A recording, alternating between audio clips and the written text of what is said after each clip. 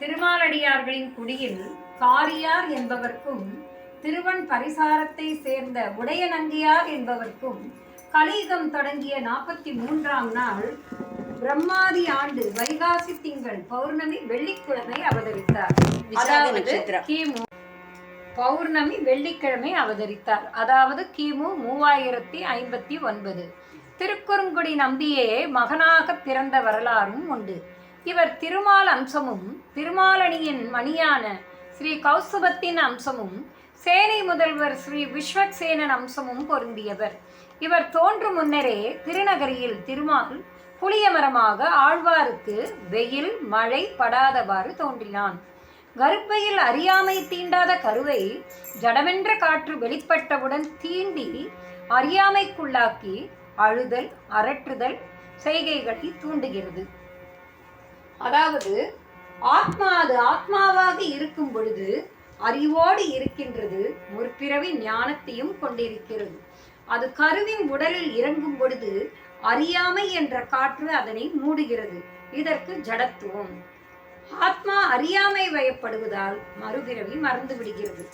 ஆனால் நம்மாழ்வாரோ அந்த அறியாமை காற்றே நான் ஞானி, என்னை நீ மூடாதே என அந்த ஜடத்தை ஒதுக்கி தள்ளியதால் சடகோபர் என்று ஓட்டிமையால் சடகோபர் என்ற நாமம் பெற்றார். இயற்கைக்கு மாறாக இவர் இவ்வாறு இருப்பினும் வருந்தாமல் புளிய மரத்தடியில் பெற்றோர்கள் தொட்டிலிட்டு வளர்க்க தொடங்கினர். ஆனால் பலகாண்ட ஆகியும் இவர் இவ்வாறே இருப்பதைக் கண்டு ஆழ்வார் திருநகரி பெருமாளிடம் வேண்டி குழந்தையை சந்நிதியிலேயே விட்டு விட்டார்கள். அது தவழ்ந்து புளிய மரத்தடியில் வந்து அமர்ந்து தியானத்தில் அமரத் தொடங்கியது. சுவாசம் தண்ணீர் உணவே இல்லாமல் அது வளர்ந்தது. பெருமாளின் ஆணைக்கிணங்க ஆதிசேஷ அம்சமான லக்ஷ்மணராகவும் சொல்லி ராமர் லக்ஷ்மணரிடம் நான் தானம் செய்ய போகிறேன், யாரும் என்னை இடறு செய்யாமல் பார்த்துக்கொள் என்று கூற, ஆனால் துர்வாச முனிவரோ சென்றவுடன் லக்ஷ்மணருக்கு ஏதும் அறியாததால் ராமரின் தியானம் பங்கப்பட்டு ராமர் லக்ஷ்மணரை புளிய மரமாக ஆகுக என சபித்து விடுகிறார். எனவே அது சேஷஸ்தலம் என்ற பெயரையும் பெற்றது. தலைவர் பெருமாளின் ஆணைக்கிணங்க சடகோபருக்கு திருவாழி திருச்சங்குகள் கொண்டு அச்சிலிட்டு வைணவ மந்திரங்களை உபதேசித்து அருளினார். சடகோபர் ஞான முத்திரையுடன் புகழ் பெருள் அறிய தவம் செய்பவர் போல் வீற்றிருக்க சடகோபர் ஞான முத்திரையுடன் இருப்பதை அயோத்தியில் உள்ள தென் திசையில் பேரொழியாக காணப்பெற்றார் மதுரகவி.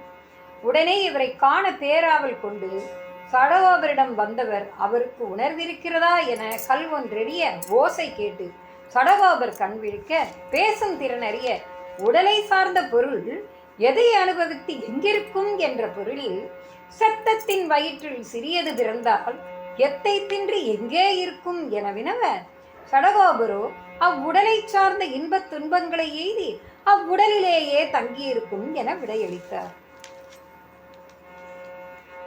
சடகோபரை கொண்டு உலகை உய்விக்க எண்ணிய திருமால் பிராட்டியுடன் அவர் முன் தோன்றினார். பல திருப்பதிகளில் கோவில் கொண்டிருப்பதாகவும் காட்சியளித்தார். 4 வேதங்களுக்கு இணையாக திருவிருத்தகம், திருவாசிரியம், பெரிய திருவந்தாதி, திருவாய்மொழி ஆகிய 4 பிரபந்தங்களை சடகோபர் திருவாய் மொழிந்தருளினார். திருவாசிரியம், பெரிய திருவந்தாதி, திருவாய்மொழி 4 பிரபந்தங்களை சடகோபர் திருவாய் மொழிந்தருளினார்.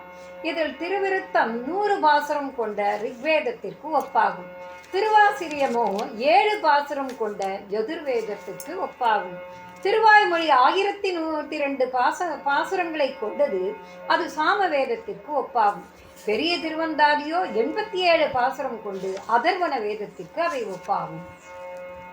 திருமாலடியார்களான நித்திய சூரிகள் முதல்வோரை கண்டு சடகோபர் பொலிக பொலிக பொலிக என வாழ்த்தி வைணவம் தழைக்க ராமானுஜர் தோன்ற இருப்பதை அறிவுறுத்தியதாகவும் வரலாறு உண்டு. இவரை பகுலாவரணர் பராங்குசர் என்றும் கம்பன் ராமகதையை அரங்கேற்ற புக நம் சடகோபனை பாடினாயோ என்று நம்பெருமான் கேட்டதால் நம்மாழ்வார் என பெயர் பெற்று அதுவே புகழும் பெற்றது.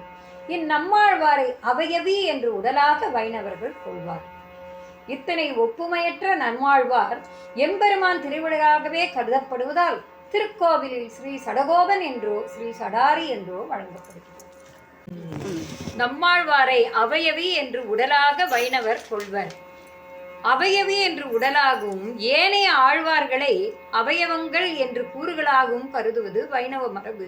இந்த உருவகத்தில் பூதத்தாழ்வாரை தலையாகவும், பொய்கை பேயார்களை கண்களாகவும், பெரியாழ்வாரை முகமாகவும், திருமரிசை பிரானை கழுத்தாகவும், குலசேகர பெருமானையும் திருப்பாணரையும் கைகளாகவும், தொண்டரடிப்பொடியை மார்பாகவும், திருமங்கையாழ்வாரை கொப்பூழாகவும், மதுரகவிகளை பாதங்களாகவும், மதுரகவிகளை பாதங்களாகவும் கொள்வர்.